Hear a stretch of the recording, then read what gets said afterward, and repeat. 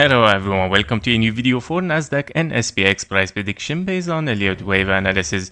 We're gonna dive a little bit in Nasdaq for the daily close and SPX to see what happened, of course, today. After, of course, we mentioned that we have hit our blue box. Our top might be there, of course, for Nasdaq, and we might start to see some drop toward the downside. And this is exactly right now what we are looking at. If we dive a little bit deeper on the 15-minute chart, we can see that we have five waves diagonal, leading diagonal as 1 2 3 4 5, wave 1, wave 2, and starting 1 2 3 4 and a 5 impulse toward the downside. If you have realized, you have already almost broke the 1-to-1 fib level, and I believe even the wave 3 here as an impulse is very close for the target. The blue box, of course, is between the 1.27 1.618.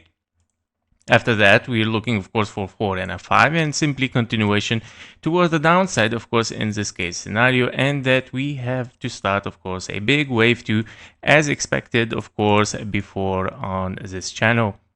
Now, this is regarding Nasdaq. Let's move for SPX to see, of course, the updates on there. Oh, nice. We hit again the blue box as expected. And we always hit our boxes on this channel, of course. And we see, of course, the drop toward the downside has started to unfold.